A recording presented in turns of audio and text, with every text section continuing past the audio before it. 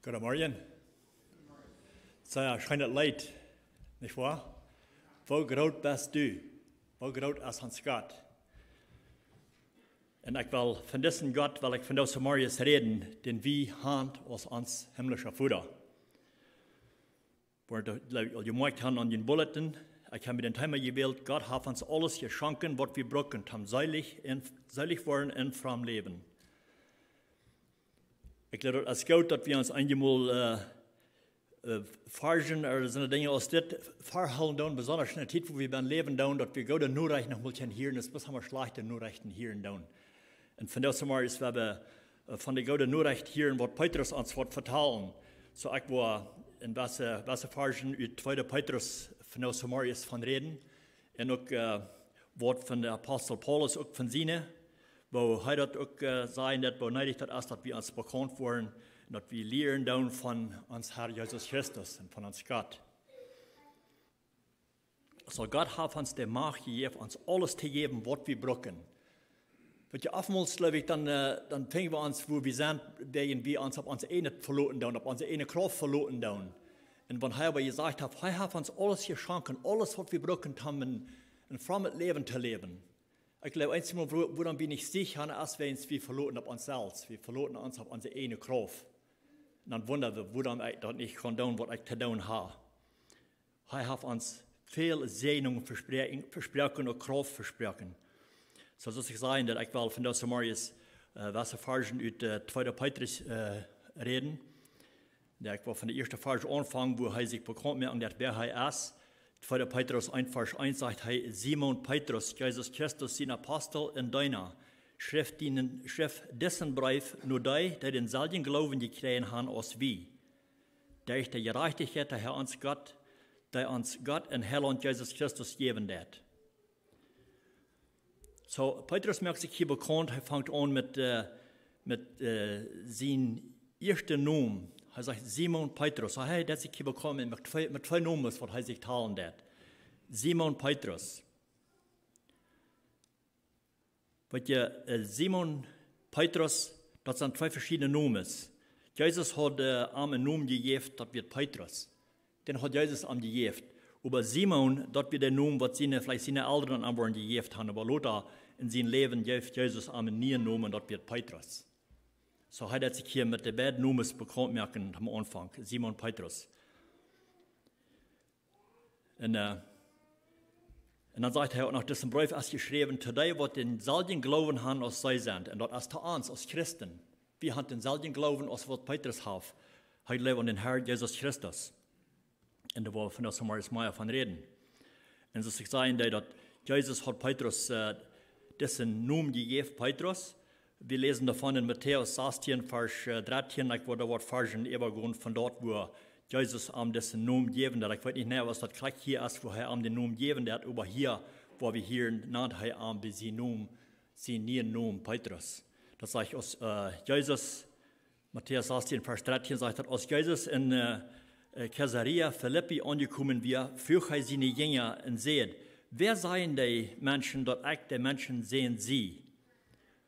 So als Jesus hier angekommen wird, früher die Jünger gesagt, was vertellen die Menschen hier, was sagen die Menschen?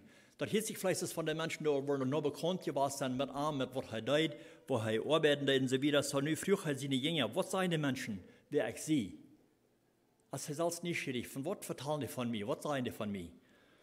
Und dann haben sie verschiedene Antworten, sagen sie. Und sie sagen, einige sagen, du bist Johannes der Täufer, andere sagen, du bist Elia, und einige, du bist Jeremia, oder einer von den Propheten.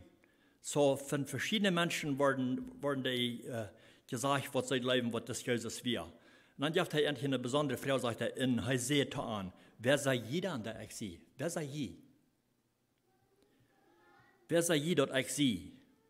Und dann ist es mehrmal, wenn wir hier dann von Petrus, heißt allgemein, der hat das erste vertalen, der hat die erste Antworten, heißt aber hastig reit zu sein, was heute sein haben. Hier auch, hier sagt er, Simon Petrus Antwort, du bist der Christus, den lebenden Gott sehen. So untwiebel sagt er hier vor, du bist Christus, den lebenden Gott sehen. Wir sich kriegen uns eigentlich, wer wir. So er hat den Pfosten vertrauen. In Und dann sagt er zu ihm in Vers 17, Jesus sagt zu Petrus, seilig bist du, oder würden sie nicht sagen, gesegnet bist du, Simon, Jonas ihn sehen. So hier nennt er ihn Simon, Jonas ihn sehen. Und dann sagt er, das hast du nicht von Menschen, dort hat mein Gott im Himmel die offenbart. So er sagt ganz klar, das hast du nicht von Menschen gekriegt. Und wenn er das von Menschen gekriegt hat, dann würde er vielleicht eine andere Antwort gegeben haben. Dann würde er vielleicht die Antwort gegeben haben, was andere vertellen denen von ihm. Das er wie Johannes oder Elia oder Jeremia oder ein anderer Prophet. Aber er sagt, no, er weiß das ganz klar. Er wird Christus, den lebenden Gott sehen. Und ich glaube, Jesus weiß, dass er sagt hier, was von festen Grund er hat. Was von Glauben er hat an ihm, dass er weiß, wer er ist, so er steht auf dem festen Glauben. Und an wird offenbart worden, wer das wir. Das sagt der nächste Vers, sagt das, nannt er an Petrus. Er sagt, ich sei die, du bist Petrus. Vers 18, Jesus sagt er, du bist Petrus. Und sagt er, ab dessen Stein, wo ich meine Gemeinde bühen, über der Todesgewalt niemals wird der überhand kriegen. So diese Gemeinde, was Jesus hier wird bühen, ab Petrus, ab dessen Stein, ab den, da wird sich sicher stehen, dass wer Jesus wird, du will er seine Gemeinde abbühen. Und ich glaube, was er seine Todesgewalt wird niemals überhand kriegen über diese Gemeinde. Und das ist gut zu hören. Und so, dass er von der und da hat noch einmal, er büht seine Gemeinde. Jesus büht seine Gemeinde. Und er will seine Gemeinde bühen auf dem festen Grund, auf dem Glauben an den, der glauben hat an Jesus Christus. Und das, was Petrus sagt. Du wenn sie am, du bist Petrus. Hinande er am Petrus. Und dann sagt er noch, dass er wird in deiner, er wird ein Apostel in deiner. Und wem hat diesen Brief geschrieben, der auch, dass er schreibt, dass er was an Glauben hat. So, er wird ein Apostel. Ein Apostel als einer, was durch geschickt ist worden. Das, was ein Apostel meint. Er ist einer, was geschickt ist von Jesus Christus, wie er geschickt zu tun, was er zu tun hat. Und er wird ein Deiner, sagt er. In dem Brief hat er uns geschrieben. Und all die, was den Glauben haben an den Herrn Jesus Christus. Das hat mir sich hier bekannt. Erst mit seinem ersten Namen Simon und dann seinem zweiten Namen Petrus. So hat mir sich hier bekannt, wer er war. Und das ich sage, ein Apostel, das heißt, er wird ein Apostel. Ein Apostel ist der, was geschickt ist von Jesus oder von Gott. Und wir wissen, dass Petrus wir von Jesus selbst geschickt. Wenn wir lesen dann in Johannes 21, wo Jesus auf einer steht, Petrus apart, Kreu und Deid, und früh als er am Leib hat, als er am Leben deid. Und er sagt, dass er weiß, dass er deid am Leben. Dann sagt er, jedes Mal, wenn er am Frau, dann sagt er, dann werd meine Schub. Wenn einmal er kam früh, Petrus, als er am Leib hat, dann sagt er, wenn er sagt, jo, er hat am Leib, dann sagt er, dann go und werd meine Schub. So er raubt an durch seine Schub zu heiden. Und das zweite Mal, dann sagt er, kriegst du es dort. Und dann sagt er, nach dritte Mal, in Johannes 21, Vers 17, sagt er, dann sagt Jesus das dritte Mal zu ihm, Simon Jonah, bist du mir Gott? Er fragt, bist du mir Gott? Petrus wird ganz traurig, dass Jesus am 3 Mal früh, ob er am Gott war. Und er sagt zu ihm, Herr, du weißt am alles und du weißt, dass ich dir Gott sei. Und Jesus sagt zu ihm, werd meine Schub. So Petrus wie geschickt von Jesus, gleich geschickt er ihm. Er soll ein Hort sein für seine Schub. Petrus wie geschickt ein Hort zu sein für seine Schub. So hier wird wir ganz versichert, dass er geschickt wird von Jesus selbst, seine Schub zu heiden. Und das hat Petrus getan. Und dann in 2. Petrus 1, Vers 2, wenn wir 3 durchgehen, sagt, dass möchte ich immer mehr Gnade und Frieden kriegen, dadurch, dass ihr Gott in den Herrn Jesus Christus nur kennenlernen. Damit, wo wir Gnade und Frieden kriegen, immer besser kennenlernen. Christus nur kennenlernen. Weil wenn wir weiten, dann, wenn wir Gott immer da kennenlernen, dann immer besser kennenlernen, wo wir immer da an, was er für gute Dinge im Sinn hat für uns. Was er für große Kraft am Ewigen hat für uns. Und er sagt in 2. Petrus 1, Vers 3, wenn er Vers 3 geht und sagt, seine Gotteskraft hat uns alles jeschonken, was wir toomseelich worden, in ein frommes Leben brucken. Dadurch, dass wir dann kennenlernen, dass uns so viel Gute zugekommen leid, dass er uns zu seiner eigenen Herrlichkeit berufen hat. Aber diese Kraft haben wir zu haben von Gott. Das hat uns zukommen. Gott hat uns die Vollmacht gegeben, dass er uns seilig merken, dass Jesus Christus uns seilig merken durch sein Sterben und Leiden hier auf Erden. Und er hat die Kraft, uns zu raten und zu geben alles, was wir brauchen. In Johannes 17, Vers 2 sagt er, du hast ihm die Vollmacht über die ganze Menschheit gegeben, all das ewige Leben zu geben, das du ihm gegeben hast. Und das ewige Leben ist das, dass sie den einzigen wahren Gott in Jesus Christus, den du geschickt hast, kennenlernen. So das braucht am kennen zu lernen. Das ist gesagt, wenn wir am kennenlernen, je besser wir am kennenlernen, je mehr wollen wir an, wie viel Gott er im Sinn hat für uns.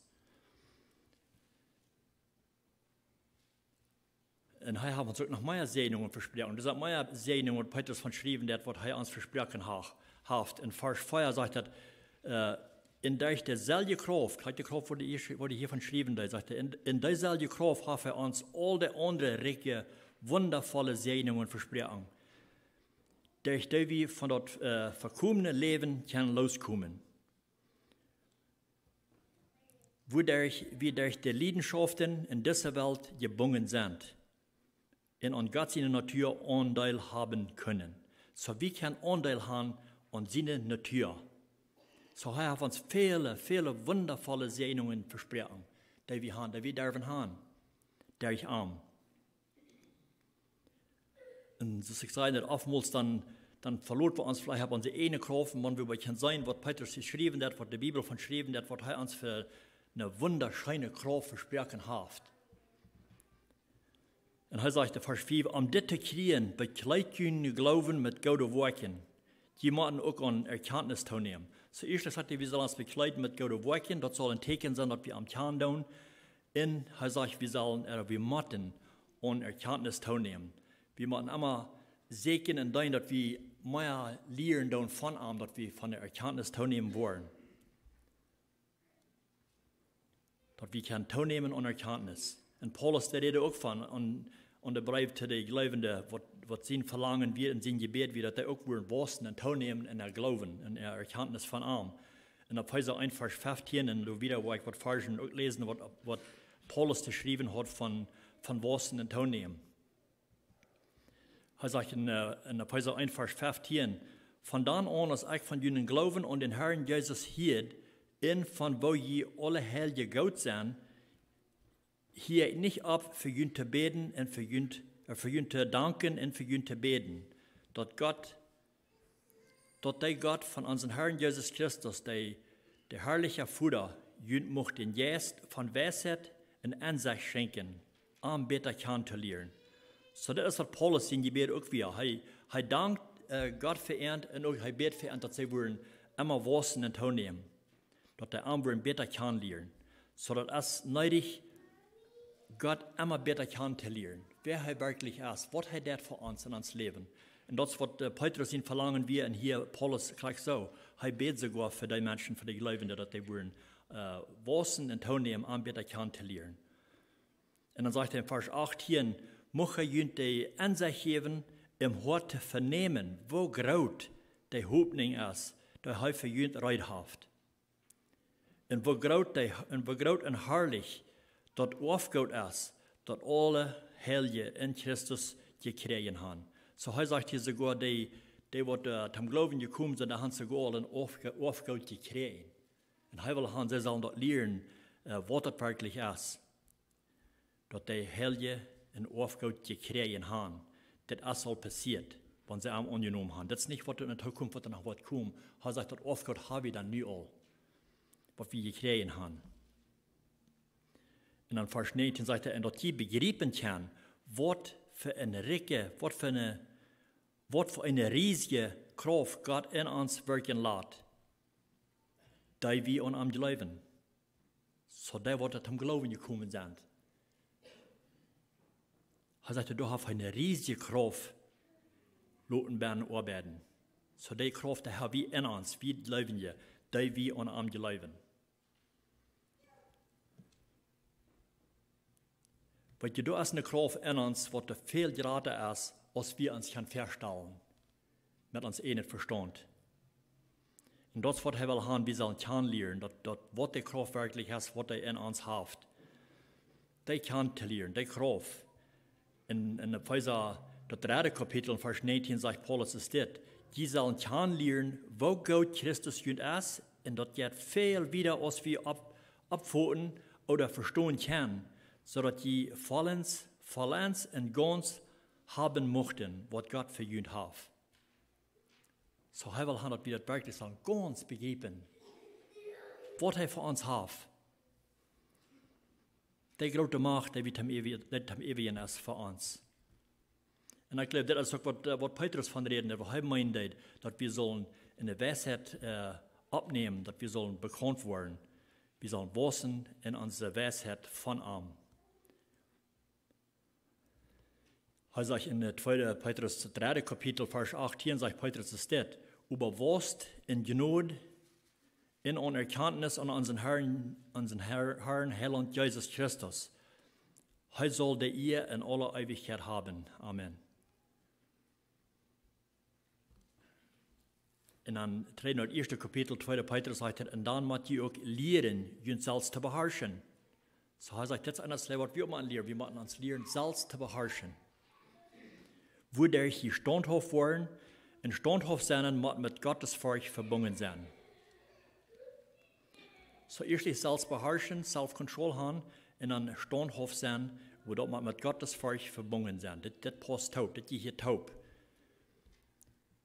Die Bibel sagt, Gottes Furcht haben, das ist der Anfang von aller Weisheit. So wir müssen wirklich Gott ehren in Gottes Furcht haben. In anderen Sinn verlangen, also dass wir uns unseren Unterleib wiesen tun. Vers 17 sagt, in Gottes Furcht mit sich brüderlich unseren Untergut sein. Und schließlich alle Menschen rechnen lernen.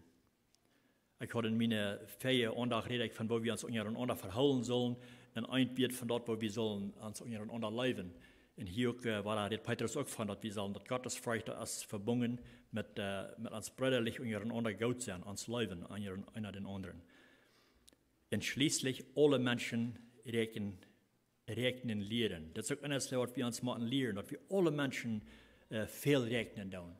Einige Menschen ist schwer, viel zu rechnen, dass sie sich verhauen tun und so weiter, aber das soll nicht da anlegen, wo wir den sollen leben. Er sagt, dass wir sollen lernen, alle Menschen viel rechnen, live bewiesen. Jeder Mensch soll wie was rechnen. Und dann sagt er, wenn wir diese Dinge wollen tun, dann wollen wir fruchtbar sein in uns Leben, wenn wir alle diese Dinge wollen tun. Vers 8 sagt, wenn ihr diese Dinge habt, und du bleiben, weil ihr in jünger Erkenntnis Herrn Jesus Christus nicht viel wollen, in fruchtbar sein. Dann wollen wir nicht viel wollen in Christus Jesus und nicht unfruchtbar sein. Dann wird die Frucht, was wiesen, wird in uns passieren, das, was wir für ein Leben haben. Dann wollen wir fruchtbar sein. Und dann sagt er, wenn wir diese Dinge nicht haben, verschneien, wer das über nicht hat, ist blind oder weint kurzsichtig und hat verjäten, dass er von seinen allen Sinnen gereinigt wird. Oftmals kommen wir dazu, wo wir verjäten tun, was da wirklich in uns passiert ist. Dann sagt er dann, wenn wir diese Dinge nicht tun, die Dinge, was er hier auf abgeregt, was wir sollen tun, sagt er dann, seien wir sozusagen blind oder kurzsichtig. Wie kann ich sagen, wie checken? Wie kann ich wie checken, was da passiert ist in uns Leben? Dann wollen wir sagen, kurzsichtig. Und dann verjährt wir sogar, dass wir von unseren Sünden gereinigt sind. Ich glaube, einmal das ist neidig, einmal kommen wir dazu, wo wir verjähren, dann was Jesus wirklich für uns getan hat in uns Leben. dann kommen wir mit dem Zwiebel und weiten die euch, dann sind wir kurzsichtig. Und ich habe gesagt, wir kicken oder denken, was da passiert ist in uns Leben. Dass wir sind wirklich von unseren Sünden gereinigt worden. Dann sagt der Vers 10, Doorwegen, lieve Brüder, so war ich habe hier ein Heretier Christen. Doorwegen, lieve Brüder, merkt ihr daran immer fester, dass die berufen und ausgewählt sind, weil wenn die dort daunen wollen, wo die nicht fallen. Wenn wir uns vorhin ganz klar und sicher sind, was er für uns getan hat, dann wollen wir nicht fallen. Dann sind nicht so eine Gelegenheit, dass wir fallen wollen von uns Leben, von uns Glauben und so weiter. Aber wir müssen uns da ganz sicher an sein. Wir sollen uns fester merken daran, dass wir ausgewählt sind. Dass er auf uns gewählt und uns geraten. Weil je in Zweifel, wenn ein Mensch betur ist, wo er nicht näher weiß, dass er gewählt ist oder dass er geraten ist, dann kommt er betur, wo er fallen wird in seinen Glauben sogar. Dann fällt er drei. Dann hat er gleich einen festen Glauben. Aber er sagt, er hat uns gewählt. Wir sind ausgewählt von Gott. Und wenn wir geraten sind, dann können wir sagen, dass er hat uns gewählt. Wir sind gewählt, geraten zu sein, dass wir mit ihm ewig leben. Er sagt in Vers 9, über je sind ein ausgewähltes Volk, den König sein Priestertum. Entschuldige mich, ich sehe nicht, wo das Schrift ist. Das ist nicht ein 2. Petrus, das ist ein 1. Petrus 2, Vers 9, sagt Petrus, es steht, über je sind ein ausgewähltes Volk, den König sein Priestertum zu sein. Ein heiliges Volk, Gott sein eigenes Volk, dass die anderen sagen sollen, wo wundervoll der ist, der Jünd aus dem Dienstren Rückgrat in sein wunderbares Licht gestaltet hat. So hier sagt er, was wir für Menschen sind. Wir sind ein ausgewähltes Volk, ein Volk verarmt zu sein. So er hat uns ausgewählt, das zu sein, das zu tun. Dass wir geraten sind von unseren Sünden, von uns alten Leben. Und dann sagt er, das soll uns Zeugnis sein. Das soll uns Testimony sein, dass wir können vertellen, was er für uns getan hat.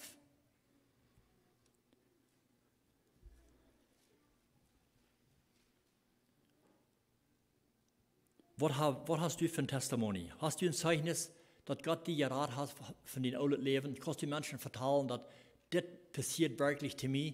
Ich weiß, dass gleich, wenn das passieren wird, dann kannst du ihnen vertellen, dass du geraten bist.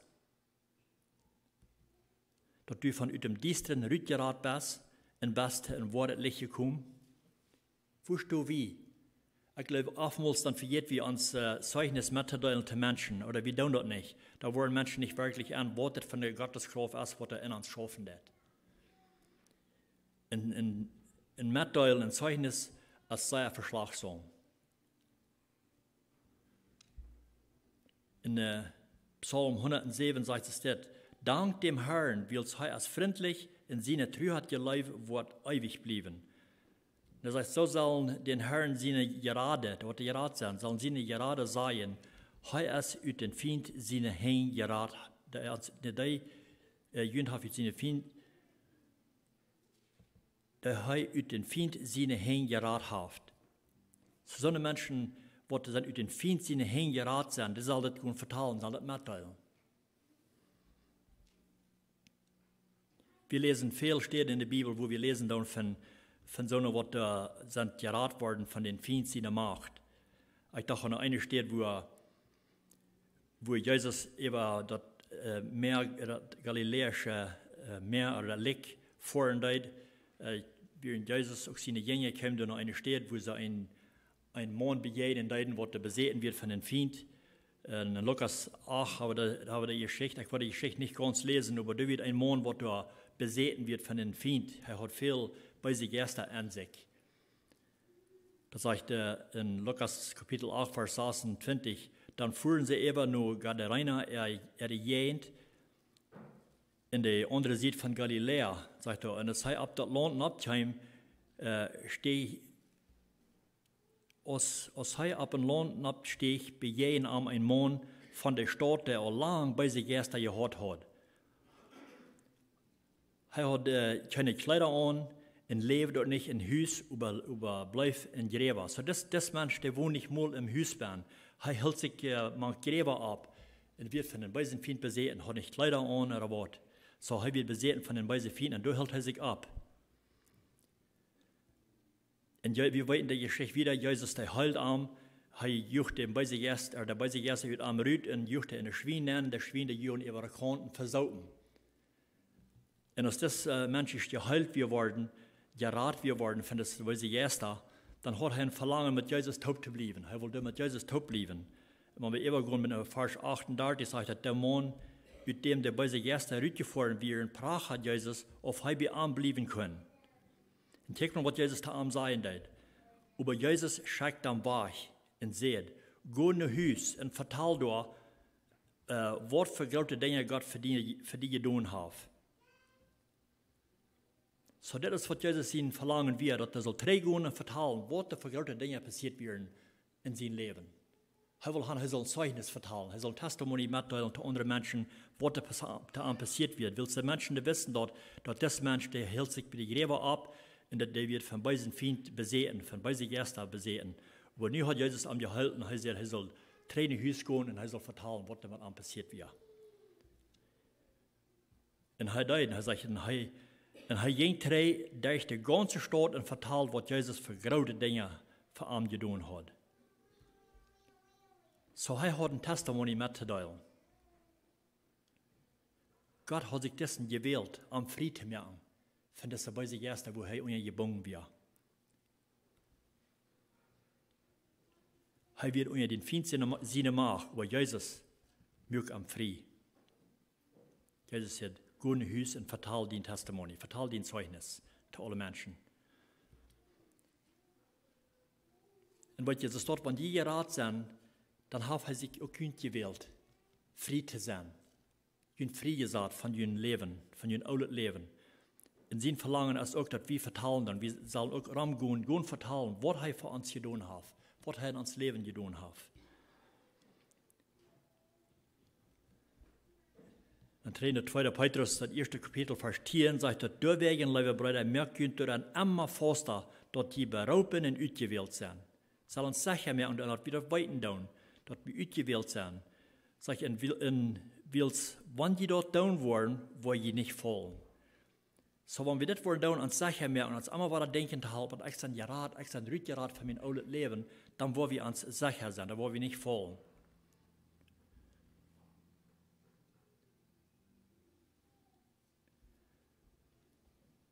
Und wie man so ganz überzeugt sein, gleich das Petrus für, dass der früher, wer sei je, wer ich sehe, wir sich ganz einig und sind gleich bei Jesus wir. Und so sollen wir uns auch einig sein. Ganz überzeugt sein, dass wir gerat sind, dass Jesus Christus der Rader ist und der hat uns gerat und er ist Gott zu sehen, der wird auch kann tun. Untweifeln, kein Zweifel haben ans Leben. Das sage ich in Vers 11, dann wird der Eingang in unseren Herrn, in Heiland Jesus Christus sein, wird regnen, wird aufgemerkt worden. Dann wird das wird aufgemerkt sein, aber wir frei können gehen, weiten, dass wir wollen mit Jesus Christus leben. Und Petrus sagt, deswegen rechnen ich immer an diese Dinge denken zu halten. Sein Verlangen wird an denken zu halten, was in und wir, was er für eine Kraft hat, was er in der Kraft in und arbeiten tut. Das ist, was Petrus sein Verlangen wird. Er sagt, ich rechne immer an diese Dinge denken zu halten. Weil ihr uns viel oftmals denken zu halten. Wir sind verjährsam, wir verjähren oftmals Dinge, sondern viel uns dort oftmals denken zu halten. Wir sind schwach in diese Dinge. Er sagt, wenn ihr auch weiten, in der Wahrheit stehen, so weit als je die kann, dann sagt er, ich glaube, das ist ganz recht, dass ich das in Jünd wacker hole. Sein Verlangen wird neidig, dass er das wacker holt in Ernst, solange als ich noch hier sehe. Solange es noch für manche Menschen sind, dass er die Gelegenheit hat, das mitzuteilen, glaube ich, dass wir neidig, das Denken zu halten und das wacker zu holen in das. Dann sagt er, willst ich weit, dass ich meinen Körper bald aufgeben muss, so als der Herr Jesus Christus mir gesagt hat. So er sagt, ich kann mit dem Eng von seinem Leben über sein Verlangen wird wegen das immer weiter das Denken zu halten, was er getan hat. Er wird auch nicht lang leben. Dan sagt hij in vers 15, en ik wil jullie dit zo klar merken, dat jullie dat immer ware kunnen verhouden. Wanneer ik schwach zie. So, wenn Petrus ist schwach wieder, sagt er, aber das wird sein, dass wir uns das immer weiter können denken halten und uns das verhalten können. Und wir können das von der auch, wir haben 10 Wort hier von der, wir können uns das immer weiter verhalten. Uns denken zu halten, was er für uns getan hat. Was wir für eine große Kraft in uns haben. Und uns fehlt das an dieser Kraft. Wir brauchen die. Und er hat die Regelmerk für uns. So, ich weiß nicht, wo je stehen, war ich, weil uns loten mit einer Frau, was hat Jesus für die getan? Was hat er für mich getan? Und was hat ich für ein Zeugnis mitzuteilen zu anderen Menschen, sondern die das fehlen wird? Was da vielleicht auch bei sind, wo sie nicht wissen, wo sie wieder gehen sollen, sie haben nicht die Kraft, das zu tun. Und dann denken halten, sie brauchen sich nicht auf ihre eine Kraft verloren. Dass sie auch diese Kraft haben. Was er uns jeschonken hat, alles, was wir brauchen, haben Leben, dass Gott das gefallen hat und auch, dass wir gerat werden. So, das ist die Nachricht, die ich von der für uns alle habe, was wir von Gott sein Wort haben, was Petrus uns zu vertellen hat. Und das heißt, dass er fällt dort als neidig, uns das immer weiter denken zu helfen. Und ich glaube, in dieser Zeit, wo wir wohnen, ist es neidig, dass wir uns das oftmals denken helfen, dass wir sind nicht allein. Wir brauchen uns nicht auf unsere eine verloren, auf unsere eine Kraft. Aber nach dem Schluss zu beten. Gott, himmlischer Vater, wir kommen zum Schluss von diese Botschaft fertig noch einmal und wir danken dir, Herr, für dein Wort, was wir haben. Wir danken dir, Gott, was du hast für uns gemerkt, dass wir diese Kraft in uns haben, die du uns gegeben hast, die wir brauchen zum Leben.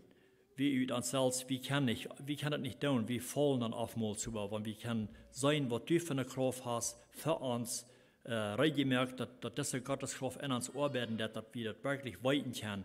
Halb uns das denken, wenn wir da kommen, wo wir einmal vielleicht im Zweifel an geraten down und wir wollen uns vielleicht unsere eine Kraft verloren und wir fallen vielleicht sogar und wir weiten uns nicht rot wieder zu gehen. Und dann habe ich in den Wort checken und sein, was den Wort zu sein hat, dass wir haben eine Gotteskraft, die in uns arbeiten, dass du uns jeschonken hast, dass wir dort wollen annehmen, zu aller Zeit in uns Leben, dass wir mächtig sein und kraftig sein. Und auch, wenn du in uns Leben was getan hast, du hast uns geraten und hast uns geholfen, dass wir auch wollen sein, zu gehen und vertellen andere Menschen von dort, ein Zeugnis aufgeben von was du in uns Leben getan hast. Dass wir dich kann auch sagen, dass du bist ein Macher, ein Großer, ein Allmacher Gott, du hast in uns gearbeitet, du hast uns geraten und frei gemacht von den Feinden seine Macht, wo wir dich ungewieren. Gott, help uns, das Zeugnis mitzuteilen, wenn du in uns geschafft hast. Und Gott, und wenn wir so sagen, was das erfahren noch nicht gemerkt haben, was sie noch nicht an die übergeben, die diese Macht noch nicht haben in ihren Arbeiten, ich bete, dass dort die irgendwo straken und raupen nur die, und dass sie auch wollen, sich ganz handgeben, nur die und gerat zu werden, und auch diese schöne Nachricht kann mitteilen mit anderen Menschen, was du in ihrem Leben dessen getan hast. Ich danke dir noch einmal für den Wort, das wir haben, wo wir können sein, dass wir haben diese gute Nachricht haben für uns, von der. Das Petrus sagen, der schreibt es im Brief an alle Glaubenden, und all die, die das angenommen haben, die können das annehmen. Und ich bitte, dass wir das tun. In dem Namen wir das mit Danksagung. Amen.